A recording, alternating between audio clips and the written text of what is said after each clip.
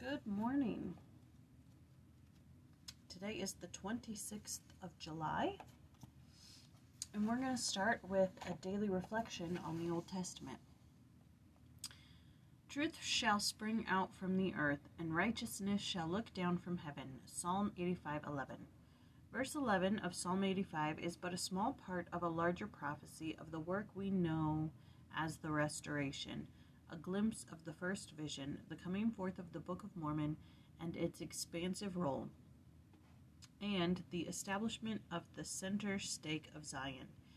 In his inspired translation of Genesis, the prophet Joseph wrote the words of God to Enoch, "And righteousness will I send down out of heaven, and truth will I send forth out of the earth, to bear testimony of mine only begotten, his resurrection from the dead, yea, and also the resurrection of all men. And righteousness and truth will I cause to sweep the earth as with a flood, to gather out mine elect from the four quarters of the earth unto a place which I shall prepare, a holy city, and it shall be called Zion, a new Jerusalem." Okay, so today is Esther 2, and there's nothing in the Ludlow, there's nothing in the side-by-side, and I was like, goodness gracious, what am I going to talk about today? But then I remembered our sisters in the Bible. So it has a whole chapter on Esther, and it's just going to give us a little bit more understanding of the story. So in Esther 2, he does away with Vashti. She's gone. And he asks his nobles what he needs to do, and they suggest that all beautiful young maidens come to the palace, and he choose a bride from them. Hundreds come, and their preparation takes months. Literally months. In here it says something like a month with this oil, and then a month of that oil to cleanse them and like make them worthy of the king or whatever. So he's seeking a new queen. Mordecai presents Esther. Now, in the movie, she's taken, but in the Bible, Mordecai presents her. He's like, hey, maybe this might be a good thing for us Jews. And then Esther pleases the king and is chosen queen, and Mordecai exposes a plot against the king. So two guards, he was sitting by the king's gate, and he heard two of the king's guards or something like that talk about how they wanted to hurt the king, and he tells it to Esther, and Esther has it written in the Chronicles, and it's investigated, so on and so forth.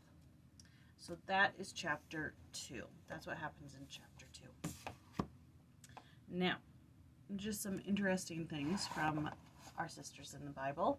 It says that it starts out, you're like, oh, Vashti disobeyed the king, and, oh, she wasn't worthy to be queen, that type of thing. But this starts out with, the quality of Esther's courage is best appreciated in light of Vashti's. You're like, Vashti's courage, what? Vashti was the former queen who Esther replaced. With character equal to her beauty, Vashti made a stand for modesty. She refused to be viewed as a sex object and was denounced, dethroned, and divorced. Into that atmosphere came the young girl Esther, probably no more than 14 years old, concealing her potential dangerous secret that she is a Jew. Mordecai tells her to forget her that she's Jewish while she's there. Don't tell anybody about you, your family, where you come from, nothing. Just pretend you're not a Jew, okay? But here. So it talks about the feast that he threw. It was 180 days of feasting and like opulence. He was going overboard with this stuff. And after this 180-day feast, he did a 7-day feast. And in his drunken kind of state, him and his kings, his priests, princes, he's showing everything off. And at this point that he's calling for Vashti, he's exhausted all of his beauties, his opulence. And so he's like, I'll show off my beautiful wife. That's the last thing he has left to impress these people, to show off. Vashti refused. She would not degrade herself by being made a spectacle before the lascivious Ahasuerus and his drunken people. It used a different word, but I'm not going to pronounce it. And legally, she was within her rights. What the king asked was, by the customs of that time, was as indecent as a modern husband proposing that his wife entertain his guests with her naked body. She must have known that given her husband's ego, it was dangerous to risk embarrassing him in front of his guests. And considering the abject condition of even princes in that day, it seemed amazing that Vashti dared to disobey even the drunken command of her monarch. But she did, and the king was enraged. So amid this is where Esther comes in, this 14-year-old girl. And you're like, oh yeah, okay, Esther's brave. She went before the king, uncalled for. You don't really, put it into perspective. You're like, oh yeah, she just went before the king. Nah. There's so much. She's a 14-year-old girl. She's coming into this situation where he just tossed out his wife of who knows how many years, and you don't know what kind of relationship him and his wife had, but,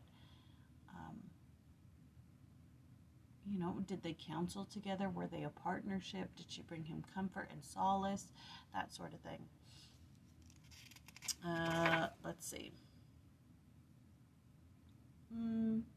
Yeah. Okay, so Mordecai was a Jew, a race so despised that he warned young Esther not to reveal her origins. But perhaps he reasoned if Esther won favor, the next king would be half Jewish. So Mordecai took Esther to the king's harem. Then each day, without acknowledging his connection to her, he walked outside the house, keeping a watchful, loving eye on her. It was a year before Esther's turn came. On her night, each girl was allowed whatever she wished in the way of perfume and clothing. Esther asked for nothing. She went to the king dressed modestly, unadorned, except with what enchantment her character lent her natural beauty. The scriptures say that Esther obtained favor with all who looked upon her, and the king loved her above all women. He set the royal crown upon her head. Why the king preferred Esther is not specified. Perhaps he was satiated by mere beauty. Perhaps, too, she shared Vashti's intrepidity, the hint of the spirit unsubdued. Whatever the reason, Esther was chosen. Still, she did not reveal her nationality, though Mordecai sat at the king's gate, and she saw him often. Mordecai, in keeping an eye on his daughter, intercepted some information. 2 of those who stood guard at the palace door were planning to kill the king. He passed the information to Queen Esther, who told King Ahasuerus in Mordecai's name. After an investigation, the culprits were hanged, and Mordecai's deed was recorded in the book of the King's Chronicles. And that's where we leave off in chapter 2.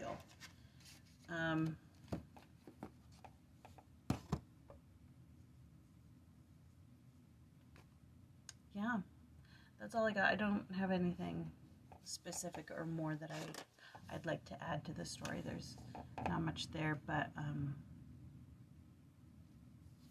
yeah. So that was chapter 2, and now I'm going to leave you with a prayer from a diary of prayer. And like I said, it is July 26th. This comes from, we've got 2. Robert Louis Stevenson, and then Ancient Collection about AD 590. I really think it's kind of cool when they have like these 11th century ones or the AD ones.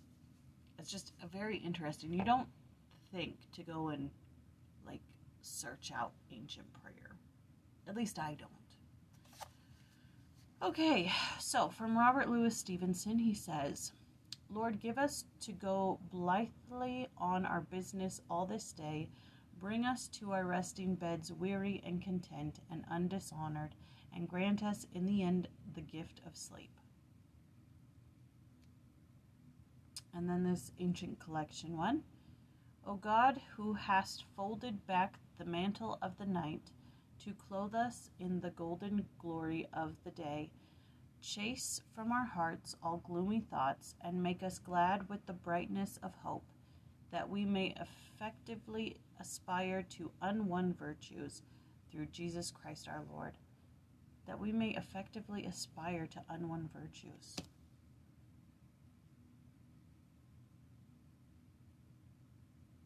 It's an interesting line. Aspire to unwon virtues.